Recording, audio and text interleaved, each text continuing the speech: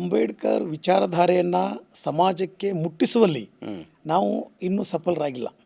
ಅದರಿಂದ ಅಂಬೇಡ್ಕರ್ ವೈಚಾರಿಕತೆ, ಅಂಬೇಡ್ಕರ್ ಪ್ರಬುದ್ಧತೆ, ಅಂಬೇಡ್ಕರ್ ವಿದ್ವತ್ತು ನಾವು ಜನರಿಗೆ ಅರ್ಥ ಮಾಡ್ಕೊಳ್ಬೇಕಾದ್ರೆ ಅವರ ವಿಚಾರಧಾರೆಯನ್ನು ನಾವೆಲ್ಲರ ಕಡೆ ಪಸರಿಸಬೇಕು.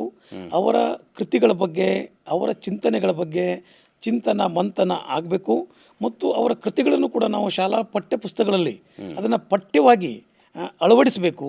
ಅಂದಾಗ ಮಾತ್ರ ಅಂಬೇಡ್ಕರ್ ಅವ್ರನ್ನ ಸರಿಯಾದ ರೀತಿಯೊಳಗೆ ನಾವು ಅರ್ಥ ಮಾಡ್ಕೊಳ್ಳಿಕ್ಕೆ, ಅವರ ವ್ಯಕ್ತಿತ್ವಕ್ಕೆ ನಾವು ಮೌಲ್ಯಮಾಪನ ಮಾಡಲಿಕ್ಕೆ ಸಾಧ್ಯ ಆಗ್ತದೆ. ಯಾವ ವಿಚಾರಗಳು ಮುಖ್ಯವಾಗಿ ನಿಮಗೆ ಆಕರ್ಷಣೆ ಮಾಡ್ತಾವೆ ಸರ್?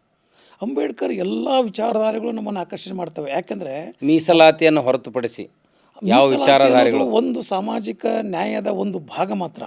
ಯಾಕಂದರೆ ಅಂಬೇಡ್ಕರ್ ಇಡೀ ಜಗತ್ತು ಕಂಡಂಥ ಒಬ್ಬ ಅದ್ವಿತೀಯ ವಿದ್ವಾಂಸ, ಅದ್ವಿತೀಯ ಹೋರಾಟಗಾರ, ಒಬ್ಬ ಇತಿಹಾಸಕಾರ, ಒಬ್ಬ ಅರ್ಥಶಾಸ್ತ್ರಜ್ಞ, ಒಬ್ಬ ಶಿಕ್ಷಣ ತಜ್ಞ, ಒಬ್ಬ ಆಡಳಿತಗಾರ, ಒಬ್ಬ ಕಾನೂನು ತಜ್ಞ, ಒಬ್ಬ ಧಾರ್ಮಿಕ ನೇತಾರ, ಒಬ್ಬ ಪತ್ರಕರ್ತ.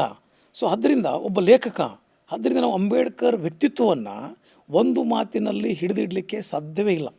ನಾವು ಇಡೀ ಜಗತ್ತಿನ ಚರಿತ್ರೆಯನ್ನು ಅಧ್ಯಯನ ಮಾಡಿದಾಗ ಡಾಕ್ಟರ್ ಅಂಬೇಡ್ಕರ್ ಅವರು ಎಲ್ಲ ಕ್ಷೇತ್ರಗಳಲ್ಲಿ ಏನು ಸಾಧನೆಯನ್ನು ಮಾಡಿದ್ದಾರೆ, ಅವರು ತಮ್ಮ ಜೀವಿತಾವಧಿಯ 65 ವರ್ಷಗಳಲ್ಲಿ ಇದೇನೋ ಹಿಮಾಲಯ ಸದೃಶ ಸಾಧನೆ ಇದೆ. ಕಡಿಮೆ ವಯಸ್ಸು. ಈ 65 ವರ್ಷಗಳ ಅವರ ಅವಧಿಯಲ್ಲಿ ಇಷ್ಟೊಂದು ಕ್ಷೇತ್ರಗಳಲ್ಲಿ ಅವರು ಸಾಧನೆಯನ್ನು ಮಾಡಿದ್ದಾರೆ. ಅದು ನಿಜವಾಗಿಯೂ ಭಾಳ ಆಶ್ಚರ್ಯ ಮತ್ತು ಅದ್ಭುತ, ವಿಸ್ಮಯ.